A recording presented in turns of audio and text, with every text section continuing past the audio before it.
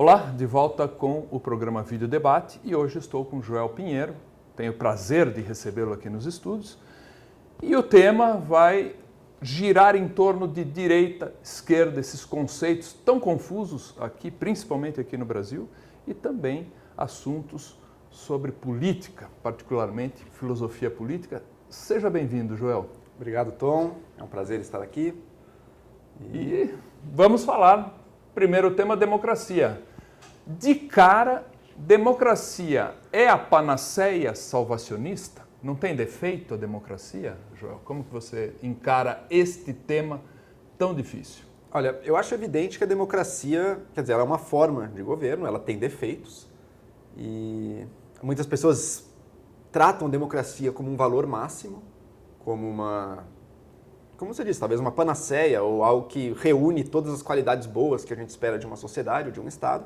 Eu acho que, de fato, ela concentra valores e ela tem algumas características que tornam ela a melhor forma de governo para alguns assuntos, mas acho que a gente pode ter um olhar um pouco mais racionalista para essa questão e pensar por que a gente usa democracia para algumas coisas, para alguns tipos de decisão públicas e porque em outros tipos de decisão igualmente importantes para a nossa vida e para a sociedade, a gente não usa a democracia. Tá? Pensar na democracia como um modo de solucionar dilemas ou solucionar problemas e pensar, será que ela é o mais eficiente ou será que ela é necessária às vezes, outras vezes não? Será que ela é o mais desejável sempre? A gente tem que sempre estar querendo mais democracia?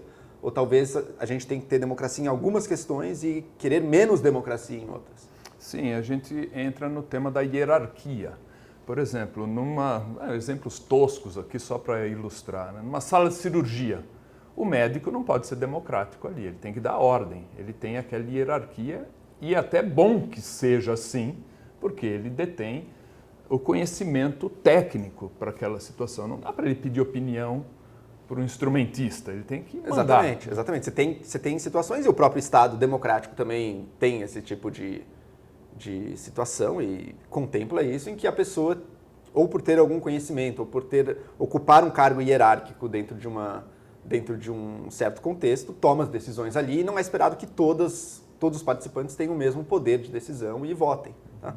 Eu acho interessante pensar que quando a gente fala em democracia, a gente sempre pensa no Estado democrático, mas existem outras situações da vida e da nossa vida, provavelmente, em que a gente também usa a democracia. Por exemplo, uma reunião de condomínio. Tá?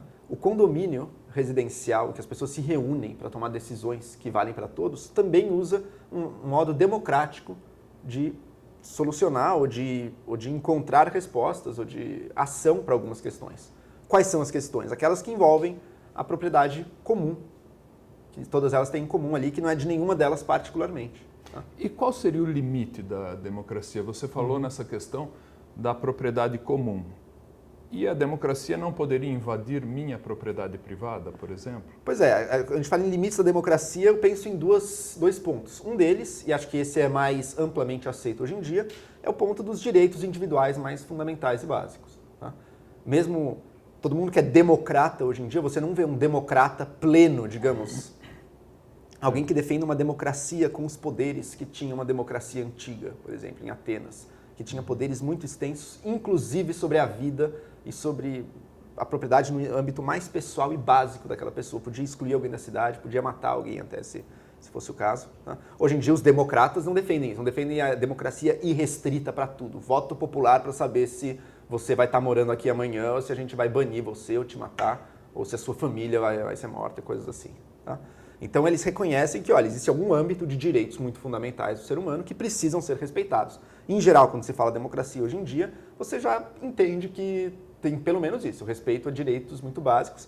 Você falou de propriedade. A propriedade está aí no meio do caminho. Acho que em alguma medida ela é também considerada um direito um pouco básico. A pessoa trabalhou e por uma remuneração, ela tem direito àquilo, não é de todo mundo. Agora, alguns diriam, tá, mas a propriedade é muito grande, de uma forma que não coloque em risco a existência da pessoa e tudo, talvez possa entrar também no âmbito de deliberação democrática. Tá? Esse é um dos limites. O segundo limite que eu queria falar, só rapidinho, que é o seguinte, que é o limite da eficiência e é o limite da eficácia da democracia enquanto modo de solução de problemas. Tá? Então, eu moro num condomínio e a gente tem várias determinações sobre o que pode ou não pode ser feito, inclusive nos apartamentos, e a gente senta junto para decidir como é que vai ser a área de lazer e tudo. Olha, a gente está fazendo isso porque a gente não conseguiu chegar. Reunião de condomínio é uma droga. Chegam as soluções. Sem dúvida. A gente foi discutir aquecimento da piscina, já chegaram 2 projetos, sabe-se lá de onde, que alguém fez, e alguém tinha que fazer, porque eu não iria ficar pesquisando sobre aquecimento de piscina também, então é bom que alguém fez, mas chegou algo de fora que eu, sem grandes informações, ia ter que escolher sobre um dos 2 ou nenhum, sabe? Então, quer dizer, ela é um modo que acho que todo mundo reconhece muito imperfeito de solucionar as coisas, e a gente reveste ela de toda uma aula de, nossa, participativo e tudo, e de fato tem seu interesse, mas é muito limitado isso. Até que ponto eu tenho como deliberar acerca da política que o governo vai fazer industrial no Amazonas, se eu não sei nem deliberar sobre o aquecimento da minha piscina? Muito pouco, e as informações que chegam para mim, as diferentes propostas que podem chegar a mim, em geral nem chegam, são muito parciais e já vêm com uma leitura que querem que eu tenha sobre ela. Tá? Então, qual que é a alternativa à democracia? Você tem 2 alternativas. Uma determinação mais autocrática, alguém tem o poder e vai decidir por todos, e outra, que eu chamo de liberal, ou mais libertária, que é, olha, a gente vai, no máximo possível, eu vou usar um termo que as pessoas não gostam, mas vai no máximo possível privatizar os âmbitos de decisão. Tá? Isso não quer dizer que cada um vai viver só pensando em si mesmo, ou só olhando para as suas próprias coisas, ou sem se relacionar, ou que não vai ter âmbitos comuns também de vida humana. Mas quer dizer que, na medida do possível, a gente vai pulverizar as instâncias de decisão, deixar que as pessoas tomem as decisões autonomamente e ver que tipos de arranjo elas chegam para solucionar os problemas, sem ter que passar por essa longa deliberação e tudo mais, que tem muito de ilusão no meio. A gente fala de democracia linda e tudo mais, mas tem muito de ilusão nessa ideia de que é o povo pensando de baixo para cima, levando soluções e representantes para o governo. Não é isso. Não é isso nem no condomínio e muito menos no Estado. Isso é uma mentira. Vamos falar claramente aqui. É um mito. É um mito. E por outro lado, longe de mim aqui estar demonizando a democracia. E acho até que é uma grande contribuição para a própria democracia observarmos os defeitos desse sistema. Claro, tem defeitos. Tem defeitos. E lembrando, a democracia surgiu não é porque ela substituiu uma ordem espontânea, liberal e tudo mais. Ela substituiu, em larga medida, o poder autocrático, autoritário de reis com direito divino, por exemplo. Claro, é interessante esse ponto. Bom, eu acho que não esgotamos o tema da democracia, teria muita coisa aí para a gente analisar. Mas eu vou entrar num outro tema, depois até podemos misturar os dois, que é a grande confusão que existe, principalmente aqui no Brasil, sobre o termo esquerda e a sua contraparte, o termo direita. Os malvados. Os malvados, né? E também, abrindo um parênteses, você falou, vou usar um termo que ninguém gosta, que é a privatização. Confesso para você que eu, particularmente, gosto muito desse termo. E me manifesto como um liberal clássico, poderia dizer. Depois podemos até estudar isso e ver o que isso quer dizer. Mas, enfim, direita e esquerda. Está aí um tremendo abacaxi que eu passo para suas mãos. Tá. Olha, eu acho que é possível várias abordagens do tema de direita e esquerda. Eu acho que tem gente que tenta uma definição e uma distinção científica, tá? Se não me engano é Bobbio que chegou com uma formulação que é o eixo da igualdade, quanto a igualdade é valorizada, tá? De um sistema para o outro. E que você... Foi um grande jurista, né? O Bobbio. Está vivo ainda? Ele é italiano, né? Eu acho que... Tenho quase certeza que não, mas eu realmente não sou da área. Não. Ok, vamos lá. Bom, mas o que eu realmente acho é que, às vezes, essas distinções, finas distinções científicas, por exemplo, são interessantes e úteis, mas nem sempre elas correspondem ao uso de que direita e esquerda tem dentro da nossa cultura e da nossa sociedade. Tá?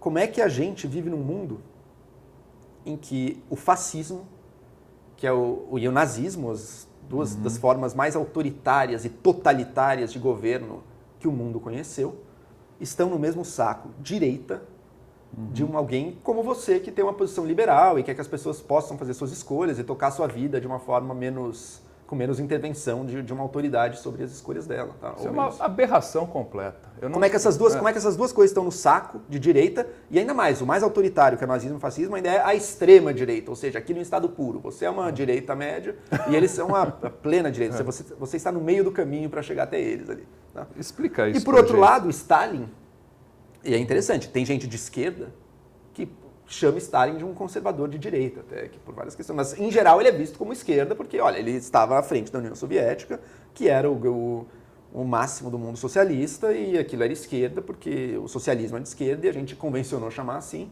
e portanto era de esquerda, mas também foi totalitário e se você for olhar no que ele fez culturalmente e institucionalmente e economicamente no país dele, não foi tão diferente talvez do que um Hitler ou um líder fascista, Mussolini, pudesse estar fazendo Estado também. agigantado. Agigantado, controlando tudo. Uhum. Ele até teve, o Stalin teve um caráter nacionalista também na política cultural dele, na forma como ele tratou a Rússia e a União Soviética, diferentemente do início da Revolução Russa, que era um pouco mais internacionalista.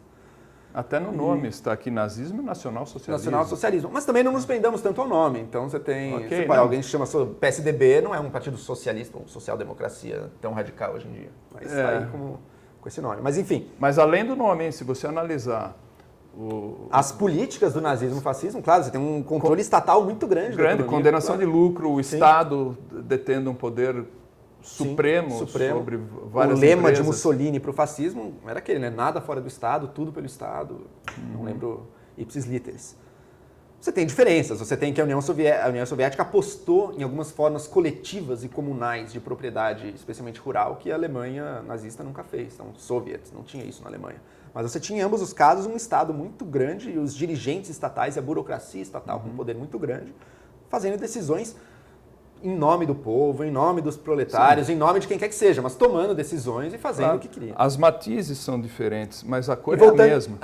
E voltando para a direita e esquerda, então, o que eu acho no fundo de direita e esquerda hoje em dia? Eu acho que são termos que não são tanto descritivos de uma realidade, não são termos de análise de posições políticas ou culturais, ou o que quer que seja, e são mais temas, eles próprios, retóricos e até políticos, são, digamos, roupagens ou marcas que a gente gosta de aplicar às coisas, tendo em vista provocar uma reação no interlocutor ou no espectador e fazer com que ele se comporte ou pense da maneira que a gente quer. Você carimba, é o estigma. Você carimba para facilitar para ele, mas para também guiá-lo em seu processo de decisão e de pensamento.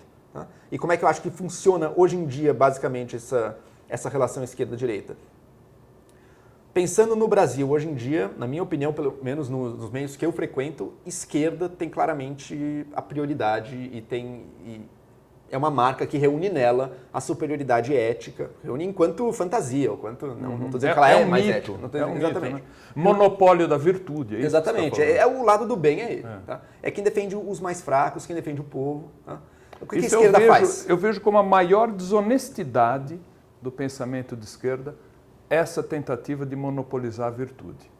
Isso, para mim, fica que vai um pouco contra a própria ideia de democracia também. Claro. Porque se você aceita a democracia, você tem que aceitar que não existe apenas uma possível... Perfeito. Não existe um lado bom contra um lado demoníaco. Se essa for a cara da política, então você não deve ter democracia, porque o lado do mal não deve dominar. Você tem que reconhecer que, olha, é muito relativo tudo, a gente não conhece direito, são valores e uma informação muito precária e que, portanto, a gente está tentando. Isso é compatível com democracia. Um lado bom e outro lado do mal não é compatível com democracia. Sim. É típico de tirania, inclusive. Exatamente. Regimes totalitários dizem isso. Exatamente. Demonizam alguma coisa. Exatamente. Aliás, a luta de classe é isso. É você demonizar alguém e colocar. E a direita também faz isso. A direita muitas vezes também fala esses esquerdistas malditos e tudo mais. Também parte da mesma coisa. Mas voltando, então a esquerda, eu acho que a esquerda, você falou em luta de classes, eu acho que é isso que... Esse é um modus operandi muito comum de quem se vê de esquerda e de quem tenta lançar essa dicotomia esquerda-direita, na minha opinião. Que é você olha para uma situação social que tem algum problema. Tá? Distribuição de renda, mercado de trabalho, 1 milhão de questões. Você encara esse problema social como fruto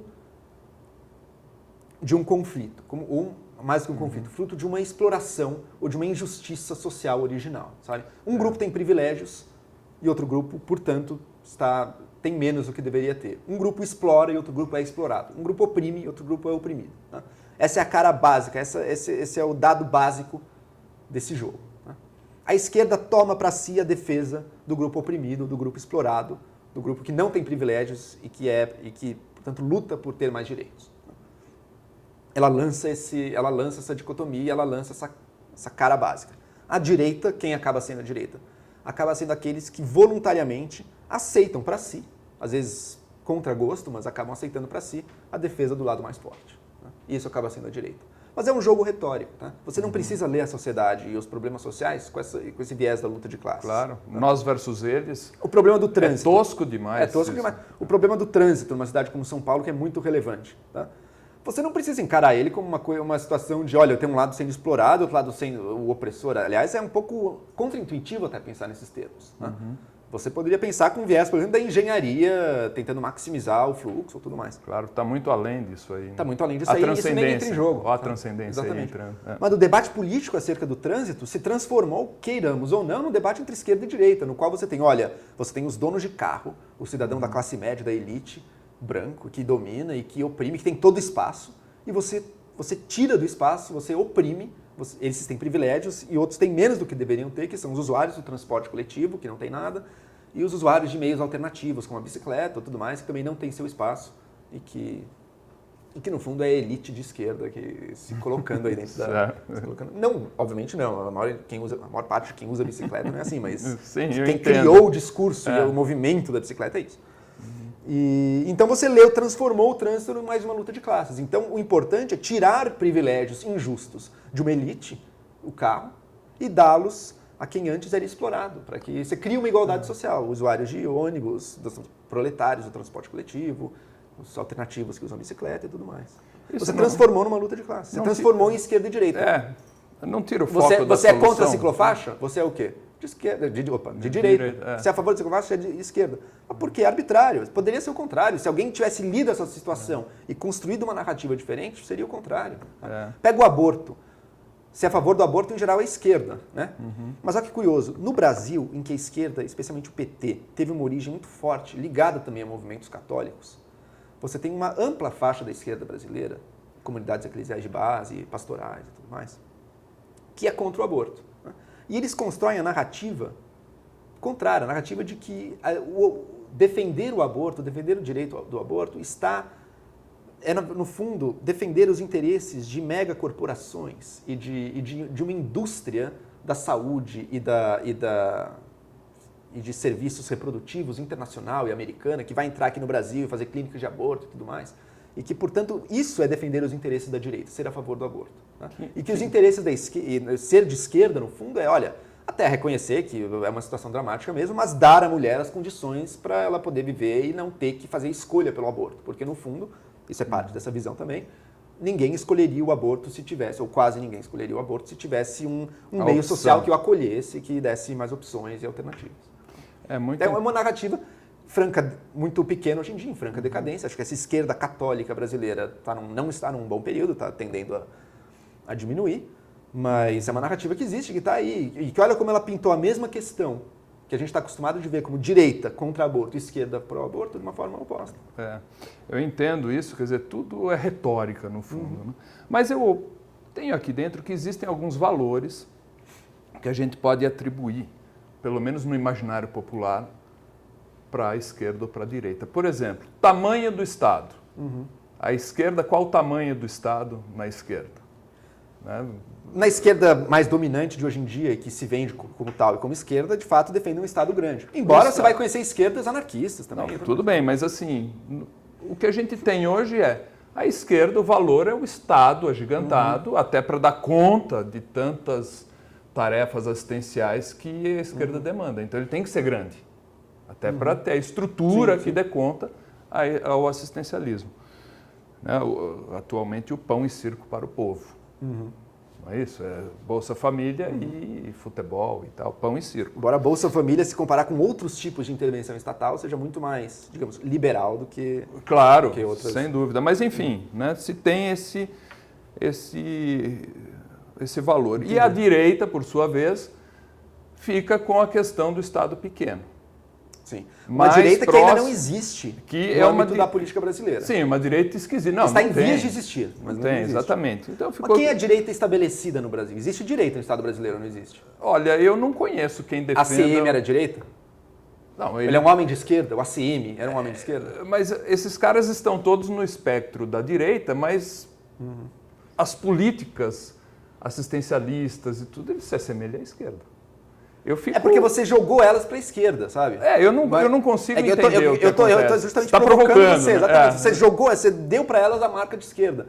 Agora, se você Bolsonaro, ACM, são homens da direita? Desculpa, são homens da esquerda? Não são pessoas de esquerda. Não são. Então, nesse jogo político, defendendo, os ditadores militares eram homens de esquerda? Olha, não essa, eram homens de esquerda. Essa é uma questão para a gente discutir. Figueiredo era um homem de esquerda? Porque aí eu ia chamar essa discussão, provocando você, porque se o valor da direita, um dos valores pelo menos, é o Estado menor, como que o regime militar brasileiro é considerado de direita se ele foi quem mais estatizou no planeta Terra? Mas isso para o próximo bloco. Tá certo.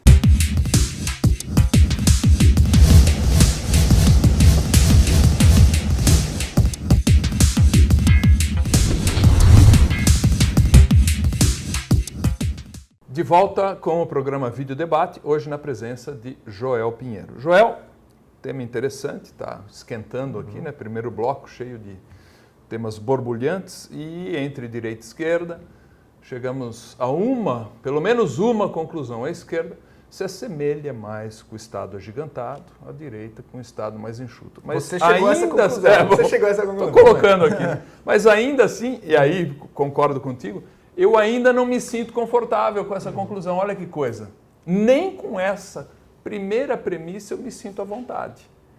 Porque justamente começamos a falar do regime militar brasileiro, que é colocado no espectro da direita, ele é colocado assim pela maioria do povo brasileiro, e ele foi quem mais estatizou no mundo. Ou, se não foi quem mais estatizou no mundo, eu acho que sim, mas bem próximo de um Estado que encheu o país de estatais e tinha aquele poder concentrado em si. Ao contrário do que a gente imagina como ideal. Né? O ideal liberal é um Estado enxuto. O libertário, o anarcocapitalismo, inclusive, não quer Estado. Né? Eu não vou nesse extremo, mas um Estado enxuto me é muito bem-vindo, com menos tributação, uma coisa mais leve do que a gente tem hoje. Tá aí o abacaxi. Regime militar é de direita? Acho que é possível dizer, o regime militar recebeu a marca direita. Aqui eu discordo que esquerda e direita sejam termos que sejam descritivos de uma realidade objetiva. Ah, que legal. Eu acho que eles são termos retóricos. Então, o que eu acredito que X ou Y é de esquerda ou de direita, eu não acredito que nada seja necessariamente de esquerda ou de direita. Tá?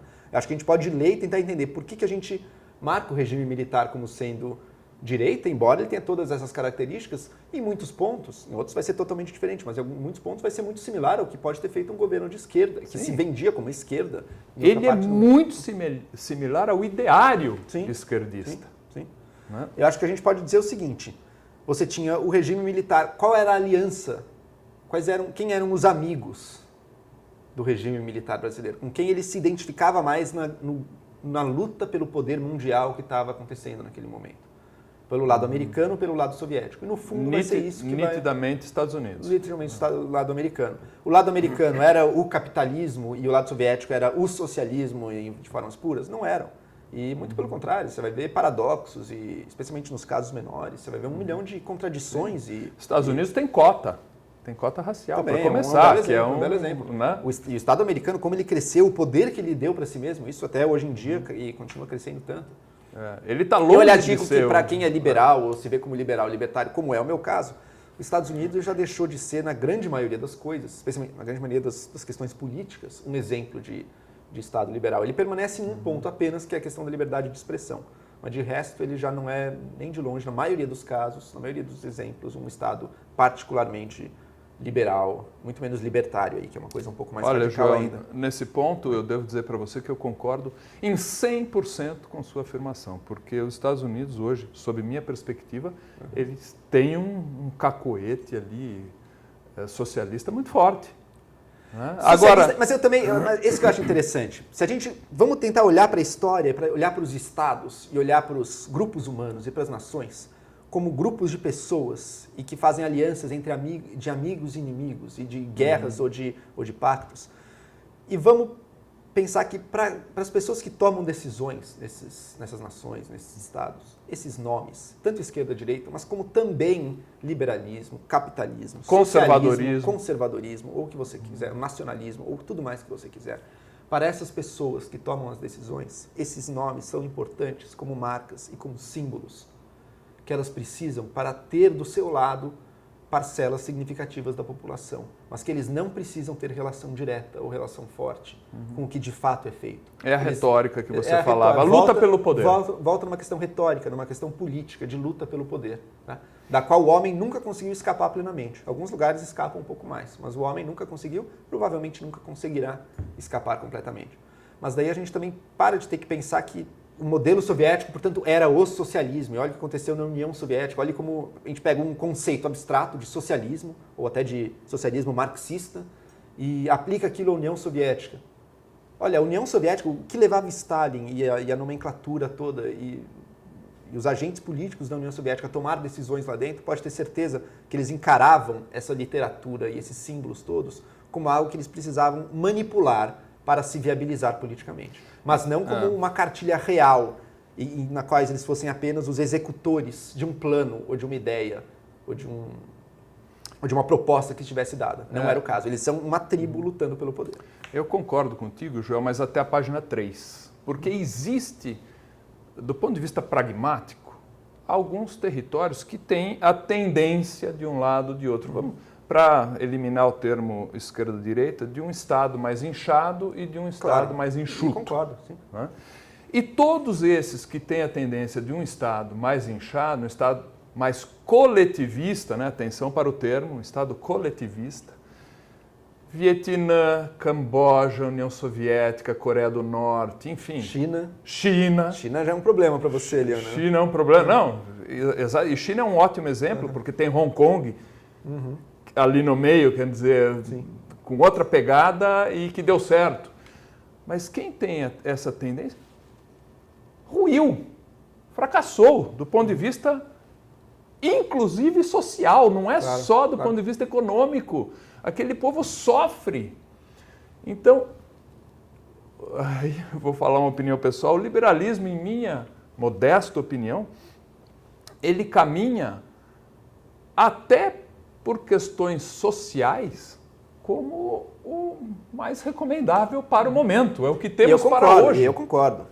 Eu vou distinguir duas coisas. Vamos lá. Uma coisa é uma análise científica da sociedade e da realidade, e que vai te levar a você entender ou propor ou formar hipóteses sobre que tipos, por exemplo, de política ou que tipos de arranjos institucionais permitem que as pessoas vivam melhor, que tenham mais acesso aos bens e serviços necessários para a vida dela. Tá?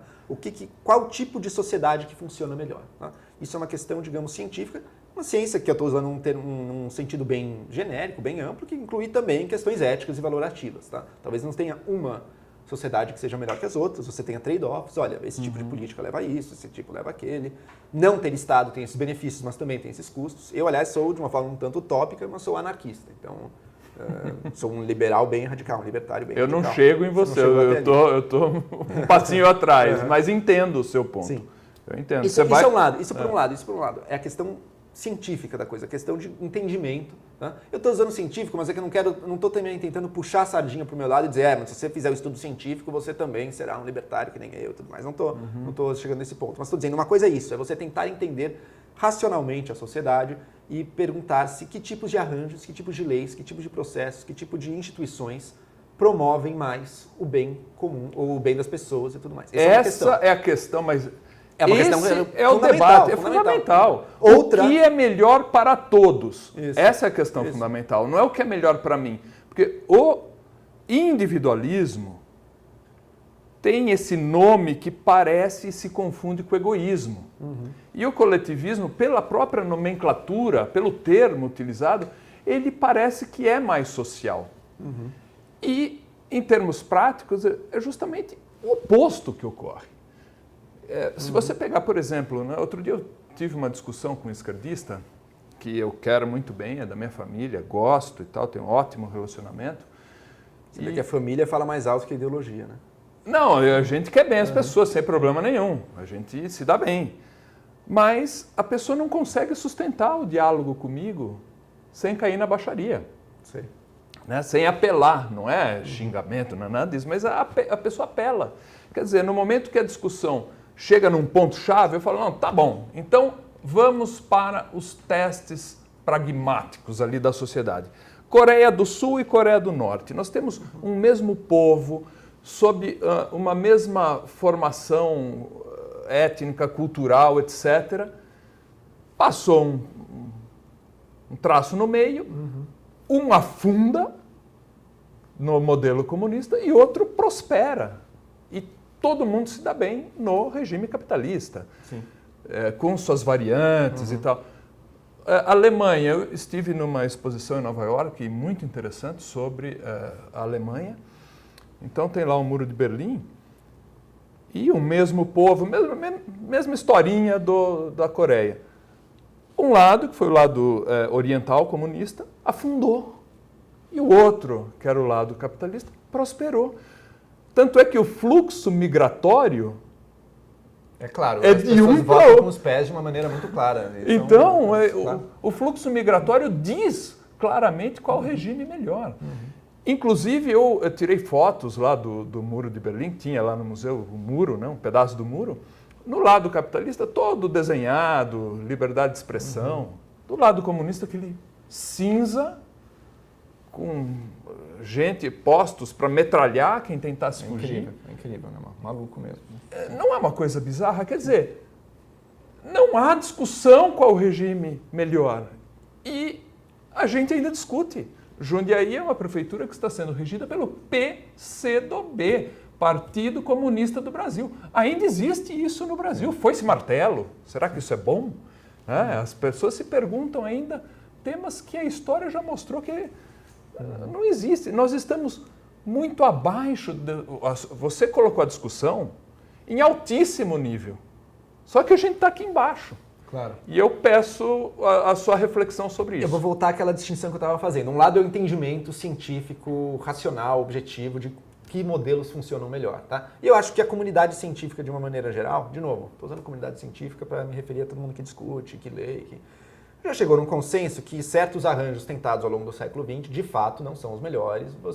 Eu não diria que a minha posição, não diria, minha posição com certeza não é o mainstream também do que as pessoas, do que a comunidade, sei lá, acadêmica de economia e pensa sobre o assunto. Mas você tem algum consenso de que, olha, sei lá, livre comércio é uma coisa boa, você tem instituições sólidas e imparciais com regras claras é uma coisa boa, você não concentrar toda a tomada de decisão e fazer demandas de informação altíssima para alguns agentes também é uma coisa boa. Tudo mais, você tem alguns consensos, algumas coisas, tá? Não é tão consenso assim. O livre comércio é um consenso para nós dois. Mas é que eu vou fazer uma distinção. Uma coisa é isso, é o entendimento das coisas. Outra coisa, e que a gente gosta de achar que elas têm relação, mas talvez não tenham.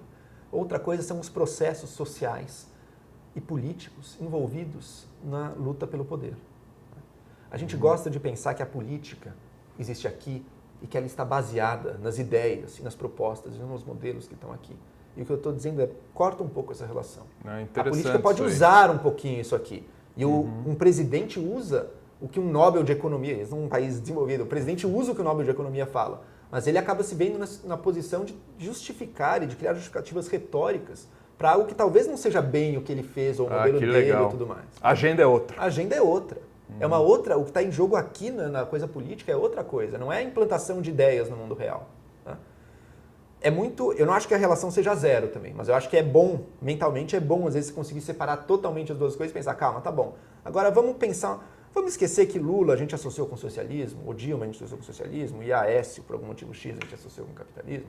E vamos pensar apenas... Que é uma mentira. E vamos pensar apenas principalmente que eles são representantes... A parte do Aécio é uma mentira. Vamos pensar apenas que eles são dois representantes de duas tribos que estão lutando pelo poder aqui dentro, mas não lutando na luta armada. Estão usando símbolos e tentando convencer não, né? Convencer é um pouco racional, mas persuadir as pessoas a agir e votar de uma determinada maneira para conseguir o poder. Tá? Esse jogo do poder, ele é muito diferente da posição de um cientista político ou de um economista que pensa em propostas e gostaria de implantá-las.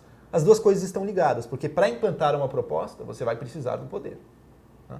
Mas pode ter certeza que quem está envolvido nesse jogo do poder aqui vai encarar a parte científica, entre aspas, da coisa, a parte das propostas e das ideias, muito mais como uma ferramenta retórica e de símbolos que ele tem ao seu dispor, do que se encarar como, não, eu sou de fato apenas um agente cujo interesse é concretizar aqui no mundo uma ideia que eu li num livro. Tá? Não é isso. Perfeito, eu gostaria de aprofundar um pouco mais nesse tema que você trouxe, né, nessa discussão, que é justamente o lado tribal da política que você tanto estuda e fala tão bem sobre isso. Então, terceiro bloco, mais vídeo debate, mais Joel Pinheiro para você até lá.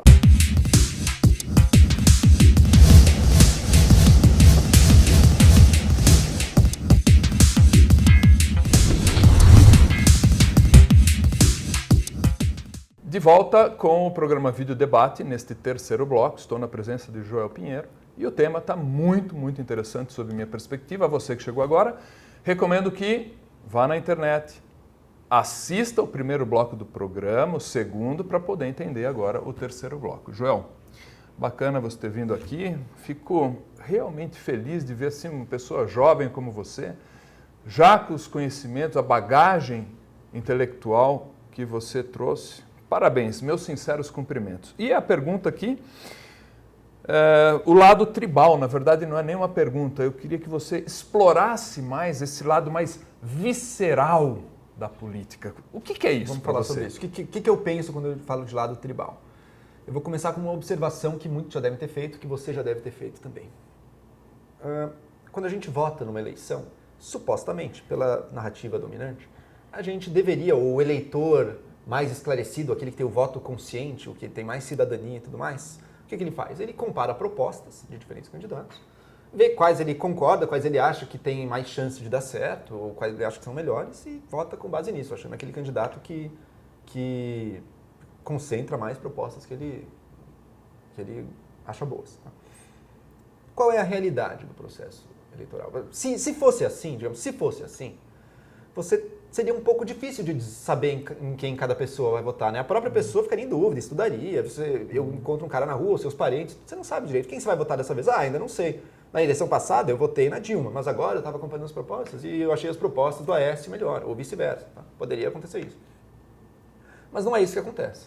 Eu acho que eles não são tão diferentes assim. Não, porque não mudaram tanto. Eles não são diferentes e não mudaram tanto. Então você tem, não é que todo mundo vai jogar o dado para cima e votar numa coisa nova toda vez, mas seria muito fácil mudar e não ia querer dizer nada mudar, sabe? Ter mudado, não ia ter traição, não ia ter evolução, não ia ter nada disso. Ia ser uma decisão racional. Tá? Só para exemplificar assim, e outorgar minha opinião pessoal, eu acharia, para usar um termo assim popular de botequim, eu acho menos pior o Aécio.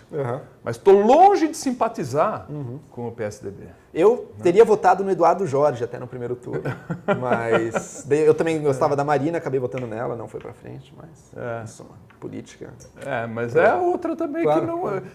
Não me agrada nem um pouco. Tá? Ninguém me representa ali de uma forma muito... Exatamente, acho que você usou um termo muito bom. Ninguém me representa. Daí vamos questionar a ideia de representação. Vamos lá. Mas na prática, quando a gente pega as pessoas como elas votam e como elas são, não é isso que a gente observa. A gente não observa esse suposto eleitor racional. Na verdade, seria impossível ser um eleitor racional quando não existem planos detalhados de propostas que os candidatos publicam antes da sua eleição. Não existe nada disso. Então, essa própria ideia está cortada desde antemão. Tá? O que você tem? Você tem um detalhe que eu sempre observo que é interessante. Olha, já notou como, se você conhece o gosto musical de uma pessoa ou os gostos de roupa de uma pessoa, você, não com total certeza, mas você com uma boa dose de certeza consegue meio que inferir em quem que ela vota? Olha, se o cara estudou como eu, na FEFELESH, sei lá, gosta de fumar maconha, não é o meu caso, mas usa roupas meio inspiradas na Jamaica, uma coisa meio inspirada na América Latina, gosta de música brasileira muito. Trabalha pouco, esse foi uma Dilma. Daí você dizendo. Esse cara provavelmente eu estou provocando. Eu estou provocando. Provavelmente vota no PT. Agora, outro cara que trabalha na Faria Lima, gosta de usar terno, passa gel no cabelo, gosta de carro e ouve os hits que ouve, não sei. Mas, em suma, ouve um certo e sai 9 horas da noite do escritório. Exatamente. Esse cara... Eu gosto de provocar. É porque você tem a sua tribo. Mas esse cara provavelmente vota no Aécio. Tá? E olha que interessante. Era para ter, se o eleitor fosse racional, era para ter alguma relação entre a roupa dele e o voto dele? Óbvio ou entre o gosto musical dele e o voto dele? Não teria, mas tem. Tá? Ou seja, eu estou usando isso como um elemento para te dizer, olha, o que está por trás dos nossos votos e das escolhas políticas e das alianças políticas, alianças dos eleitores, não dos partidos. O que está por trás disso é muito mais isso que eu chamo de tribal, é escolha e encarar-se como participando de um certo grupo. E ao participar de um certo grupo, o que o homem faz? Como é que o homem define o grupo dele? É sempre, ou quase sempre, em oposição a um outro grupo. Que terrível isso. Nós somos tão primitivos assim. E provavelmente sempre seremos. Eu espero que não. Espero que... Acho que dá para criar sistemas e modelos em que isso importe um pouco menos. Tá? Mas, de alguma maneira, isso sempre vai existir também. E tem coisas legais que surgem disso. Identidades grupais. Então, a roupa, a música, tudo isso acaba fazendo parte de uma identidade da pessoa, que não é uma identidade que ela tirou dela mesma. É uma identidade produzida socialmente ali, todos nós temos isso. Tá? E que funcionam também como marcas da identidade dela, marcas de valores dela, valores daquele grupo dela, e que distinguem ela de um outro grupo. Né? Só que o que estava por trás desses grupos não eram os valores, não eram as ideias. Né? Elas estão nesse jogo também, valores, ideias, propostas e também votos. Não foram eles que determinaram, não é porque as pessoas que em casa pensaram e acreditaram que o socialismo era bom, essas pessoas passaram a gostar de Bob Marley ou a estudar ciências sociais. Não. Não é tão simples e mesmo assim. Porque as ciências sociais, a gente comete erros às vezes. Para quem estava, como eu, conhece um pouco mais a faculdade de filosofia, letras, ciências humanas da USP, sabe que filosofia e até um pouco ciências sociais também não são cursos tão marxistas ou de esquerda ou comunistas como muita gente imagina de fora. Tá? É uma ilusão que se cria também. Não tem tanta doutrinação assim na USP? Doutrinação no curso de filosofia tem zero. Tá? Nas matérias do curso de filosofia. Isso seria um outro assunto aqui, mas é só uma curiosidade. Então, às vezes, a nossa visão sobre uma coisa não... Porque eu fui fazer filosofia política na PUC, São Paulo. Daí acho que é uma coisa diferente. Eu fiquei horrorizado. Sim. Horrorizado. A USP eu tenho críticas seríssimas à filosofia da USP, mas não passam por isso. Não tem nada a ver com doutrinação ideológica. Tá? Mas, em suma, as pessoas se montam em grupos, né? Ideias e valores são partes desses grupos, importam nas ações das pessoas dentro desses grupos. Tá? Então, eu valorizo mais, eu suposto valoriza mais a igualdade, e aquele outro, eu valorizo mais o trabalho, o mérito e a dedicação pessoal da pessoa a uma certa coisa. Tá? E acabam sendo também marcas da identidade deles e que distinguem elas de outros grupos, mas não foram o motivo original que levou as pessoas a formarem esses grupos. Eles estão dados aí no meio, tá? Tá tudo dado aí no meio. Mas não existe essa primazia do intelecto. Sei. É um caldo. É um caldo que está tudo junto e tem diferenciações. E não é que ideias não importam, não é que você não pode sentar em casa e pensar e tomar por conta própria e tomar uma decisão, claro que pode também. Mas, em geral, as pessoas se comportam por outros critérios sociais e critérios de grupos, de pertença a grupos que são acabam tendo muita força na vida humana. Tá? E isso determina muitos votos. Então, isso é o lado tribal da política. E agora, conectando isso com a democracia. A democracia gosta de pintar a nossa relação com a política democrática assim. Antes, nas velhas monarquias, você tinha a política de cima para baixo, em que um rei jogava, ou um ditador, no caso do Brasil, jogava uma coisa, e o povo aceitava. Na democracia, não. Na democracia, as pessoas pensam e discutem entre si, e dessas discussões emergem propostas básicas e representantes que estão dispostos a representar a coletividade nas instâncias do poder, e as pessoas levam essas pessoas para lá. Tá? Eu discordo disso. Pelo menos supostos representantes. Eu gosto da palavra suposto representante porque pouca gente me representa lá em Brasília. O que acontece na prática é muito diferente. O que acontece na prática é a imensa maioria das pessoas jamais pensou, jamais pensará e não tem muito interesse em ficar discutindo política ou tendo ideias ou coisa assim. Isso não é ruim, tá? Porque a maioria das pessoas tem muitas coisas para se preocupar na vida e é bom que nem todo mundo seja um intelectual que está discutindo política. A pessoa tem que viver. Tem que viver. Trabalhar. Existem muitos valores nesse criar mundo, filho. Claro, tem um monte de coisas. Pagar imposto, sustentar política. Tem um monte de coisa que ela precisa fazer. Eu estou provocando, claro, você está vendo, né? Claro. Eu não sou um amigo, pode ter certeza que eu não sou amigo dos políticos do Estado, nada disso. Mas... Eu respeito o político, viu? É que eu gosto de provocar o entrevistado aqui, viu? Me entrego aqui para o telespectador. Mas essas pessoas, elas não estão discutindo ideias, as ideias não vão emergir para elas, as ideias vão surgir para elas. Surgir para elas de pessoas que têm um maior poder agregador e que são melhores nesse jogo social, são melhores nas manipulações dos símbolos sociais e conseguem surgir para elas com pacotes que as pessoas possam, de alguma maneira, entender, dialogar e se identificar. Tá? Você não tem... De fora para dentro, você está falando? De cima para baixo. Poxa. De cima para baixo. Uau. Porque são pessoas, independente das ideias, tem pessoas com mais poder que são capazes de influenciar as ações de um número maior de pessoas e pessoas com menos poder, que influenciam poucas outras ações humanas. Isso é o que se chama o carisma do líder. Um carisma. Também é carisma. E tem 1 milhão de coisas ligadas a isso. Sim. O poder econômico é um tipo de poder, tem outros poderes também. Né? Mas o carisma, sem dúvida, e continua sendo importante. Tanto que olha como o debate é importante nas eleições democráticas. Brasil, Estados Unidos, qualquer país. Mas o debate você não tem uma fina discussão de propostas. Imagina, é baixaria. Você tem, o que você tem ali? Você tem carisma, você tem personalidades, você tem formas de se colocar, formas de usar aqueles números e dados que podem ser todos inventados e mesmo que façam uma errata depois do debate, ninguém vai ler. Né?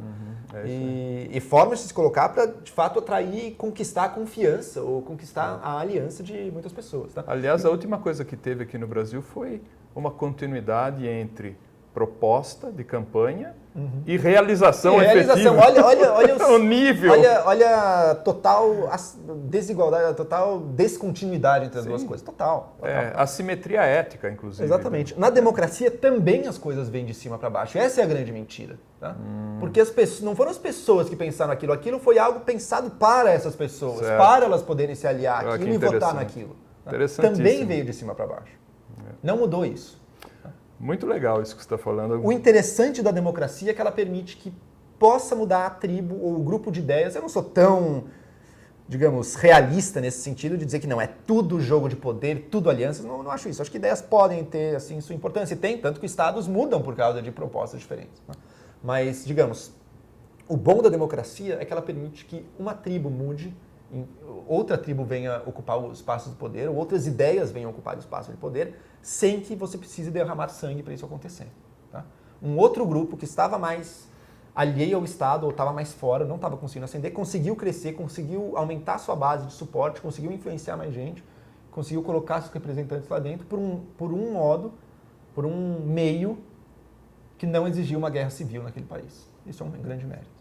E hoje, você tem a visão que vivemos num Estado democrático de direito? Talvez o Estado Democrático de Direito já seja também um daqueles pacotes meio vendidos de cima para baixo, né? Mas sim, e tem méritos, e um pouco vivemos, sem dúvida. Acho que dá para... Você tem situações muito mais autocráticas e autoritárias do que a nossa. Eu te pergunto, na verdade, assim, se a gente parar para pensar hoje, né, em termos reais aqui no Brasil, tem mensalão. Tem mensalão, quer dizer, lá de Montesquieu, a tripartição dos poderes já está capenga. Então, a democracia não é essa maravilha toda, porque teve mensalão, agora, recentemente, os R$748 mil por voto que foi pago lá. Os três poderes, olha a divisão deles, é muito curioso. O Brasil, o presidente assumiu por muito tempo, acho que ainda hoje, em grande parte também, muitas funções do legislativo por meio de medidas provisórias. Tá? Como o judiciário é usado pelo executivo, ou no caso agora pela oposição, até para tentar se fazer valer, para tentar influenciar também no gerenciamento do Estado. Tudo está sendo jogado, e essas perfeitas distinções intelectuais que a gente faz, na prática, o que faz com que elas existam na prática? Por que um país como o Estados Unidos, e mesmo Estados Unidos, você vai ver que na prática deles também não é aquilo. Mas sei lá, eu imagino que uma Islândia ou uma Nova Zelândia consigam sim fazer com que que as coisas se comportem mais como elas deveriam ser no papel, sabe? Então é um país em que, olha, embora você não tenha uma política muito autoritária de punições, embora você não tenha... Acho que deve ter controles muito bons institucionais, mas, digamos, além disso, você tem uma situação em que não existe todo esse apelo para os políticos roubarem ou mudarem as regras do jogo em seu favor. Né? Você tem um sistema muito mais estável e duradouro e formal e que, portanto, é possível de se adequar mais às ideias políticas e econômicas e tudo mais. Tá? Seja para a esquerda ou para a direita, mas que as coisas funcionam mais. Tá? Funcionam mais. Estado de bem-estar. O Brasil é um estado de bem-estar, assim como a Suécia. Por que funcionam tão diferentes? Essa é a questão. Por que alguns casos conseguem botar na prática aqui? Tá? Pensando não tanto na economia, porque estado de bem-estar tem um problema. A gente não tem a riqueza para fazer ele valer, mas tudo bem. Mas pensando na distinção entre legislativo, judiciário, executivo, porque alguns lugares conseguem, outros não. Talvez o tamanho seja... O tamanho eu acho que importa. E acho que tem uma questão cultural também. Sim. Tá? Questão cultural de... Em alguns lugares você tem uma cultura... Mas agora eu vou ser cruel também. Eu vou dizer algo que é polêmico. Não sei nem se eu acredito nisso, mas é bem capaz que seja. Tá? Os países que conseguem, que são os menos corruptos, que são os que têm uma política que consegue, de fato, implantar e, de forma justa, isonômica e formal os seus requisitos e tudo mais. Tá? São culturas em que você tem uma cultura ali dentro de que pessoas muito determinadas, dispostas e acostumadas a sacrificar o interesse delas, especialmente o interesse de curto prazo, mas em parte também o de longo prazo, para o sistema ou para o funcionamento do todo. Tá? Em geral, são sociedades muito homogêneas também, isso favorece muito, de termos culturais, raciais talvez e tudo o resto. São sociedades muito homogêneas. Tá? E que você tem ali, criou-se uma cultura interna de sacrifício do bem individual para o bem comum, ou pelo menos do interesse individual de curto prazo para o bem comum e talvez o interesse individual de longo prazo e o bem comum caminham muito mais juntos. Tá? Isso eu deixo em aberto. Mas você criou-se uma cultura em que isso existe. Você contraria Smith. Adam Smith fala o contrário disso. É na busca pelo seu próprio interesse é que você acaba fazendo o jogo do interesse coletivo. Porque o padeiro faz o pão. Dadas as regras institucionais do mercado, que depende, por exemplo, de você aceitar o direito de propriedade alheia, você não vai roubar quando isso for para o seu benefício, senão o mercado também é ruim. Né? Ah, sim, mas eu digo, dentro das regras exatamente. do livre mercado. Eu não estou dizendo que são lugares estatistas, eu não estou dizendo, a Nova Zelândia é um lugar muito liberal, inclusive, muito liberal. Tá? Eu diferencio uma coisa, Estado grande e totalitário e dominador de uma cultura que favorece o sacrifício do seu interesse em algumas instâncias, não todas. Você pode comprar e vender o que você quiser e tudo mais, e vai ter discussão de ideias e tudo o resto. Mas você vai, nas esferas do poder, mesmo sabendo que eu poderia talvez encampar uma reforma populista que me dê uma vantagem e dê para minha tribo uma vantagem de longo prazo, não fazê-lo porque você acredita, impera mais uma visão do bem do todo do que o bem seu ou da sua tribo ou da sua família. João, tá? eu acho... Só que eu vou criticar isso também. mas eu já ia criticar agora, antes de você. Só que eu vou dar uma provocação. Essas culturas eu acho que existem. Essa cultura, isso para mim é a definição daquela cultura mais protestante mesmo que se criou e que é isso. Assim, você sacrifica um pouco, você tem as suas aspirações. Os Estados Unidos é um caso diferente disso, tá? Porque os Estados Unidos tem muito do... Ali o populismo, tudo pega muito mais forte. Estou falando nesses países que de fato conseguem instituições bem isonômicas e bem transparentes. Você tem um sacrifício do bem individual pelo bem coletivo, mas talvez para ter isso, para ser um país, para ser uma comunidade que consegue esse nível de organização e esse nível de justiça abstrata, fazendo valer esse nível de justiça abstrata e de isonomia, tá? Pode inclusive ser muito liberal, como a Nova Zelândia é. Talvez para que isso ocorra, as pessoas tenham que abrir... talvez não. Internamente, elas têm que abrir mão da sede delas pelo poder. E elas, dentro do cenário internacional, dentro da comparação delas com as outras comunidades, também abrirão mão do poder. Sabe? Os indivíduos dela não anseiam o poder da mesma forma. Por isso, portanto, no plano mais global, eles vão importar pouco. Eu vou chamar Ayn Rand aqui, mas isso no próximo bloco. Até lá.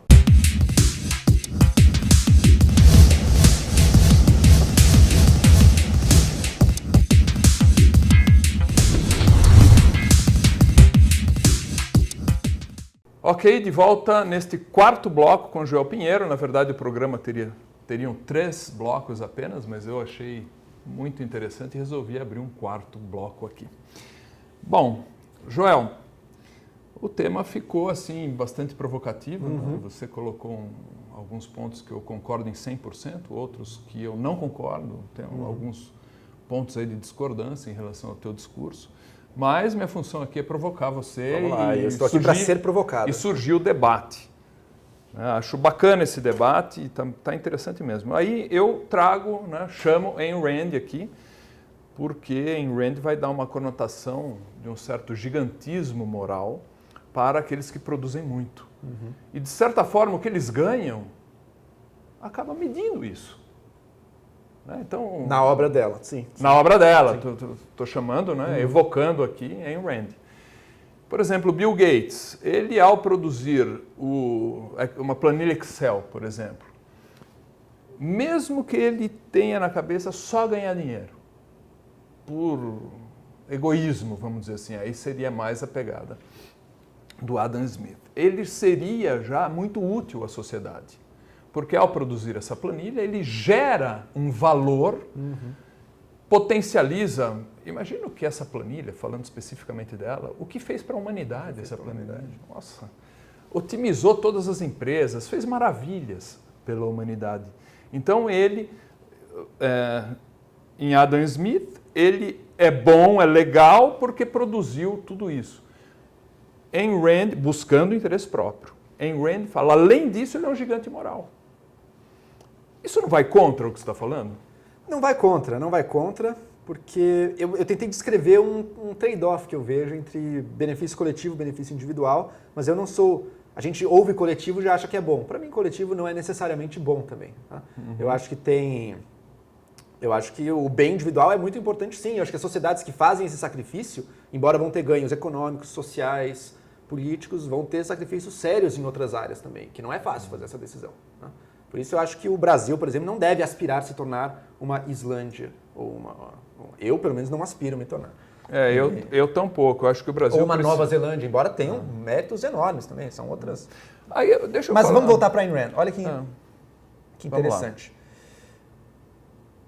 Você tem... O que Adam Smith descobre, talvez não seja o primeiro a descobrir, mas quem primeiro realmente consegue formular bem e nos legou a todos nós. Olha que fantástico esse mecanismo que ele descobre, né? Que é justamente isso que você falou, olha, perseguindo o bem individual dele, promover o bem para todas as pessoas. Isso se dá numa situação de mercado na qual preços refletem as escassezes relativas e a pessoa busca o lucro dela dentro dessas condições e consiga isso. Tá? Isso é fantástico. E a Ayn Rand reconhece isso também. Ela dá um passo além moral também. Tá? Mas é interessante pensar que na obra dela, a figura mais heróica, enquanto para Adam Smith o padeiro está fazendo aquilo para ganhar dinheiro, para ela os verdadeiros heróis, no fundo, a gente pode pegar nos principais romances dela, né? O Fountainhead, que era um arquiteto, no Atlas Shrugged, que tinha alguns industriais ali, especialmente um deles que era um criador ali. E tem filme agora, dos dois primeiros, o primeiro e o segundo livro tem filme, eu assisti, muito legal, principalmente o primeiro. E os grandes heróis dela, o foco final deles não era nem o dinheiro, né? Era a própria criação deles, porque a descoberta científica, ou a criação de um projeto arquitetônico, ou o desenvolvimento de uma nova tecnologia, esse era o motor básico deles. E eles adoravam o dinheiro, naquela conta, eles adoravam o dinheiro também, e queriam dinheiro também, óbvio, mas não era essa a finalidade última deles. Tá? Mas isso, dado que eles estavam num sistema de mercado, permitia que eles tivessem acesso a isso também, mas não era gente que valorizava o dinheiro acima de tudo. Tá? Mas para que isso funcione, para que isso esteja funcionando, todos esses... Cadê o Estado, né, no meio dessas histórias todas, sabe? Por que esse cara, esse grande industrial que quer desenvolver uma tecnologia nova e desenvolve coisas que ajudam muito a humanidade, não fez pensando nas outras pessoas? Ele fez porque realmente aquilo o move internamente, porque aquilo é o fim máximo da vida dele. Ele é um pleno egoísta nesse sentido. Ele não fez para ajudar os mais pobres. Ele fez porque ele amava aquele produto. Porque ele amava aquilo. Isso. Mas ele beneficiou e muito os mais pobres. E acho que isso não tem a menor dúvida. De fato, isso acontece no mundo, sabe? Você não é não necessariamente a pessoa que pensa nos outros que mais ajuda os outros. É um fato. Você pode gostar ou não disso. Eu gosto, mas você pode gostar ou não disso. E nem os outros. Por que você compra um iPhone? Porque você quer aquecer a economia? É pelo bem comum que você compra o iPhone? Isso é hipocrisia. Você compra um iPhone pelo seu próprio interesse. Sim. Isso é a realidade. Sim. Isso, quem não admite isso, né, me perdoe o mau jeito, mas não está pensando racionalmente, não está pensando honestamente, acho que é a palavra. Você compra um celular porque para você é interessante. Você não pensou, deixa eu comprar esse iPhone porque com isso eu pago imposto e com esse imposto o governo vai fazer o bem. Nada a ver. Por favor. Né? Mas essas pessoas, por que esse industrial também não tem o interesse de dominar as instâncias estatais, que são justamente em que muito Por que dinheiro importa tanto? Vamos voltar, por que dinheiro importa tanto? Resumindo muito, e Adam Smith concordaria comigo aqui até, grande parte do valor do dinheiro, não tudo, a Ayn Rand também concordaria, grande parte do valor do dinheiro é porque ele permite a gente ter acesso a coisas que outras pessoas admiram. Tá? E que, portanto, aumenta o nosso valor social em meio àquelas pessoas. Tem algumas coisas que não. Se você compra uma Ferrari, apenas porque você gosta da sensação de velocidade, gosta daquela máquina bem feita, gosta da velocidade e tudo mais, isso é uma coisa. Mas também existe o valor social, e que, olha, com a Ferrari, eu vou chegar, já estou imaginando a próxima festa da empresa, ou não sei o que, quando eu chegar com a minha Ferrari, o que vai ser. Também tem isso, tá? E, na verdade, Egão. Pode ser, exatamente. E na verdade, talvez até alguns desses prazeres que a gente considera individuais também estejam ligados a algo que originalmente era um aumento do seu valor social, tá? Mas em suma, por que esses personagens heróicos dela também não se interessam pelo Estado, que é outra instância na qual esse seu valor social ele é instanciado, ele é aumentado, talvez mais de todas? Boa pergunta. Porque é o máximo poder de todos, tá? Porque eles têm um comprometimento. No caso deles, eles são gente que, de alguma forma, já leu sobre o assunto, já pesquisou filosofia política, embora ela não diga como, e já acreditam que não querem o bem deles a esse ponto, porque, por um lado, eles têm esse entendimento econômico, social, de como o mundo funciona um pouco, e eu concordo com isso, mas, por outro lado, eles também têm um imenso desprezo. Aliás, isso é interessante na obra dela. Eles têm um imenso desprezo um pouco pela opinião que as outras pessoas têm deles, e eles têm um desprezo exatamente por isso que é o poder, que é o influenciar decisões alheias. Então, mesmo um homem rico na Ayn Rand, você tem o rico desprezível para ela, que é o cara que vive um pouco pelos outros e está ali na vida social e tudo mais. Sim. O rico admirável para ela é o cara que quer, por exemplo, um grande dono de um conglomerado de mídia, num dos livros dela, ele tem um apartamento cheio de obras de arte que são apenas para ele. Tá? Porque para ela a virtude está justamente ligada a isso. A pessoa, digamos, desprezar ter um impacto no outro, desprezar a opinião que o outro tem sobre ela, desprezar ser admirado pelos outros. Ele é bem individualista nesse sentido, tá? Bem egoísta nesse sentido.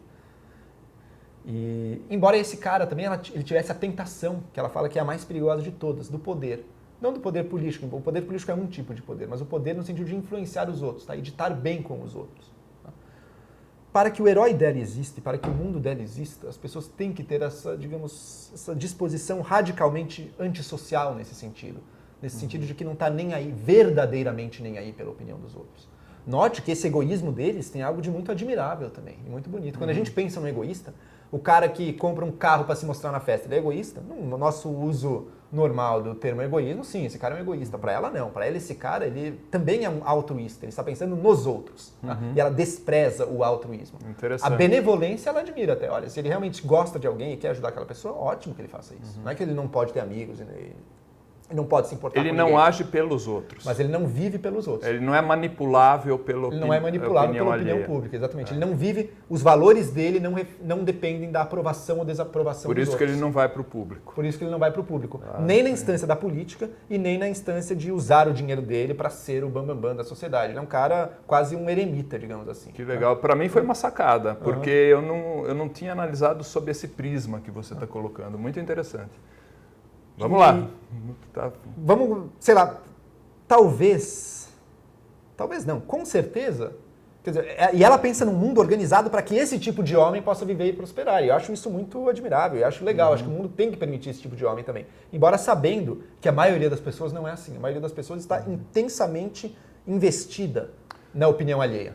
No Brasil, esse tipo de pessoa é proibida. Só existe esse tipo. A pessoa que ela admira. Mas a pessoa que a Ayn Rand admira, você não tem espaço para isso. E as pessoas que teriam espaço não querem isso. O empresário brasileiro, não quer. Talvez nem o americano, não querem isso. Não querem, porque eles não são individualistas nesse ponto. Porque no fundo, eles estão querendo provar a si mesmos perante os outros. Que e coisa, ser admirados pelos outros. Talvez ele seja mais egoísta do que o egoísta da Ayn Rand. Egoísta nesse sentido vulgar, que ela diria vulgar. que é um altruísta, porque ele pensa nos outros. Exatamente. Ele pensa nos outros. E talvez o dela, e talvez o egoísta dela, e agora eu estou provocando mesmo, ele se aproxima do que a gente pensa como sendo um psicopata, alguém que não está nem aí para o bem dos outros. Olha que e que coisa. Se o outro morrer ou não morrer, não importa tanto. Só que ele tem aquela restrição de alguém que estudou economia e funcionamento do mercado, e direitos naturais e tudo, então ele não vai matar os outros nem nada disso. Nos primeiros romances dela, que eram menos ligados às coisas da economia, dos direitos individuais e tudo, ela tem personagens que dizem, não, essas massas foram feitas para que a gente pise sobre elas, não sei o quê. Só que ela era muito Nietzscheana nesse sentido. Depois ela temperou isso com uma visão um pouco mais aristotélica, de olha, vamos dar os direitos iguais para todo mundo, e dentro desses direitos, as pessoas procuram o seu bem, e dado que o bem delas não depende tanto dos outros assim, elas não vão se violar os direitos umas das outras tanto. Mas e se o bem das pessoas, mesmo dos empresários que ela admira, porque os empresários reais são muito diferentes dos empresários dos livros dela. E se o bem desses empresários também incluir a admiração dos outros, influenciar os outros. Então, tudo misturou e o Estado está no meio disso também, porque o Estado é a instância máxima de influência, de criação e tudo mais, na vida alheia. Então, é muito complicado. Mas eu acho admirável que existam pessoas assim, pessoas realmente individualistas nesse sentido. Talvez seja impossível e indesejável uma sociedade em que todos sejam assim. Claro. Mas que existam as pessoas, poxa, eu acho muito legal, muito bonito e todos nós temos um lado que é assim também. Talvez não seja o único lado, mas esse lado existe em cada um de nós. Então aí passo a reflexão que a gente analisou muito os dois extremos, né? E talvez esses extremos se toquem em algum ponto. Um adendo, esse romance que eu falei que... Desculpa, interromper você, mas esse romance que ela falou, em que tem essas passagens mais pesadas, depois ela edita e nas novas edições foram cortadas, sabe? Uma verdadeira mudança dela.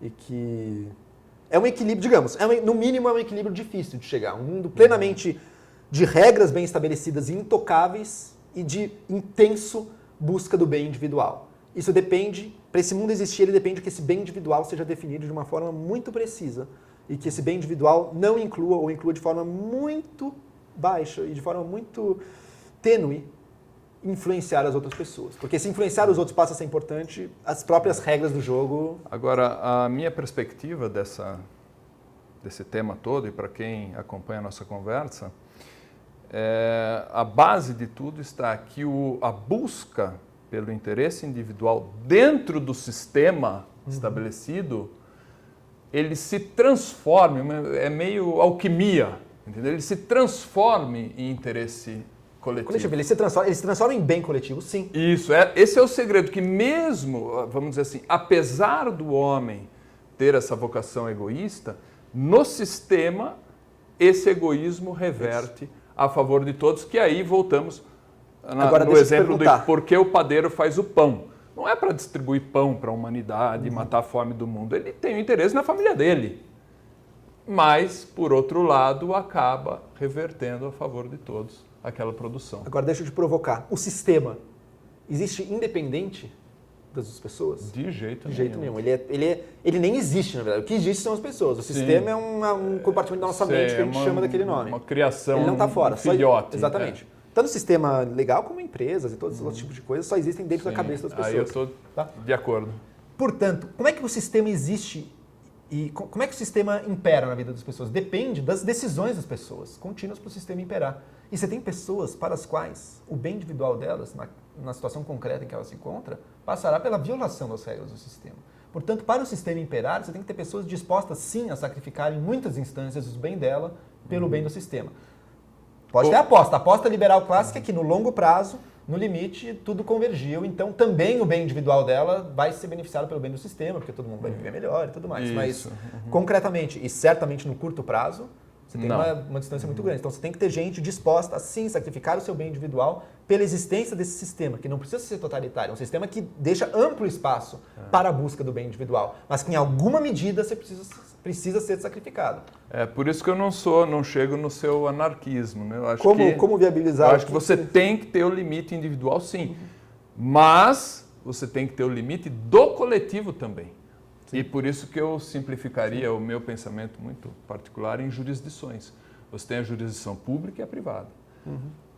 A privada tem limite? Óbvio que sim, todos nós sabemos disso, mas a jurisdição coletiva também tem seus limites, né? O meu pensamento eu simplificaria assim. Você traçou um paralelo aqui que eu acho interessante destacar entre uma cultura individualista ou coletivista e, por outro lado, que a gente falou antes, uma cultura capitalista ou liberal e estatista ou socialista, sei lá o que você queira. As duas coisas não necessariamente caminham juntas, sabe? A União Soviética era um mundo socialista? Era, em grande medida, tinha um Estado muito grande e tudo mais. Era um mundo coletivista? Não era, porque o mercenarismo ou o interesse próprio dominava as ações e guiava as ações de todo mundo dentro daquele sistema pérfido, podemos chamar assim, de Estado e tudo mais. Era cada um procurando o seu bem ali dentro. Aliás, e fazendo tudo e ferrando os outros da pior forma possível quando eles eram contra até matando gente, e delatando e tudo. Inclusive por outro lado, você tem sociedades liberais, como a Nova Zelândia, que são muito mais coletivistas, nesse sentido, todo mundo sacrifica pelo bem coletivo. E você tem sociedades mais socialistas, coletivistas, e mais capitalistas individualistas. Aí talvez seja o que os Estados Unidos tentou criar. É muito interessante essa colocação. Agora eu queria, só para terminar aqui o nosso bate-papo, provocar vocês. Você falou, Estado grande, né, socialista, Estado bem grande e tal. A provocação. Nazismo tinha um Estado grande ou pequeno? Quando você botou nesses termos a questão, acabou a questão, né? Tinha um Estado enorme. Enorme. E daí a gente saiu do termo das marcas e dos símbolos e foi para uma descrição objetiva dos fatos. Não existe nem mais polêmica aqui dentro, né? Acho que ninguém defenderia que ele tinha um Estado pequeno. Não, tinha um Estado enorme. Condenava lucro? Sim. Tinha. Daí eu nem conheço nem particularmente. Provavelmente devia ter impostos pesados sobre muita coisa. Impostos pesados. Aliás, o gigantismo estatal, a consequência número 1 dele é ter tributação alta, porque Sim, como que você ter, alimenta esse leviatã, esse gigante estatal, você tem que ter gente dando comida para esse bicho. Então, tributação pesada sim, e condenação de lucro sim.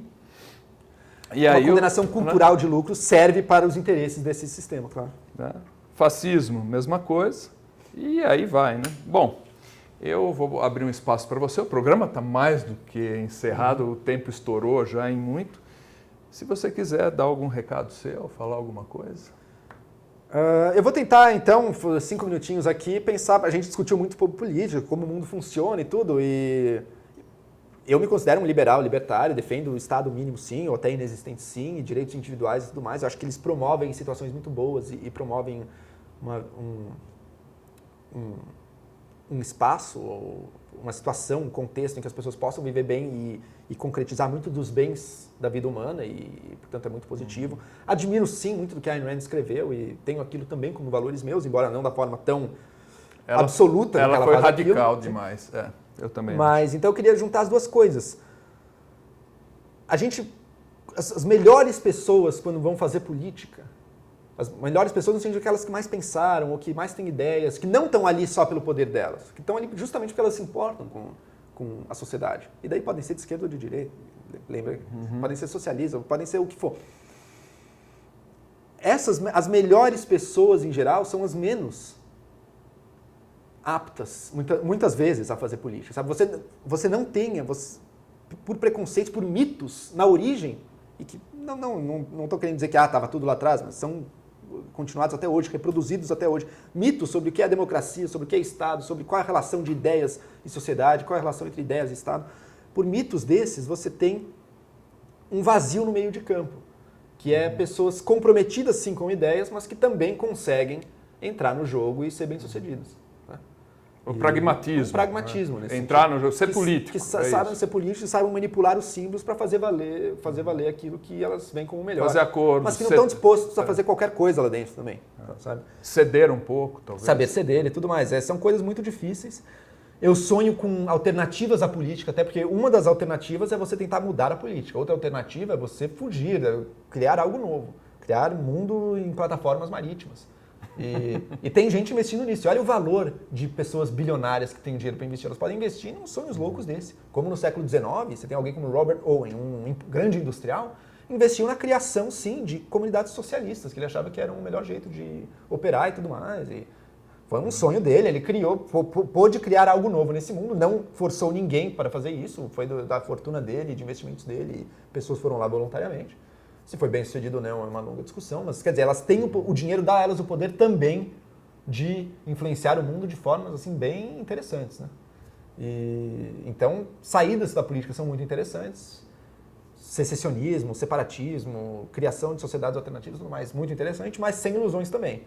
É só uma questão de tempo e de população para que a política passe a imperar nelas também de uma forma muito forte. É inescapável, eu não sou muito favorável a esses separatismos. Tem que fazer dar certo aqui, no mundo real. Agora, eu detesto essa ideia de cidades criadas por uma grande empresa que as pessoas vão morar lá. Acho muito artificial isso. Não tem a textura cultural que a gente mais valoriza numa vida nacional. E quem banca? Quem paga a fatura? Sim. Vem do capitalismo? Então, pera lá. É uma coisa esquisita. Sim, mas podem ser cidades capitalistas, podem ser cidades criadas capitalistamente e que lá dentro vai ter geração de lucro, as pessoas vão querer morar lá e, portanto, vão pagar uma taxa voluntariamente para ir morar lá e tudo mais. Podem ser capitalistas, sim, mas eu acho que culturalmente é um pouco menos interessante do que uma comunidade natural que existe de baixo para cima, organicamente, que se criou. Eu também acho mais interessante a ordem natural. Mas olha, isso aí. Papo muito legal, agradeço muito. Você saiu de São Paulo, veio aqui para Jundiaí. Aqui do lado, né? Aqui do lado. Fez o sacrifício para estar aqui. E você que nos acompanhou até agora, seguem também nossos agradecimentos. Próxima semana, então, mais vídeo debate. Até lá.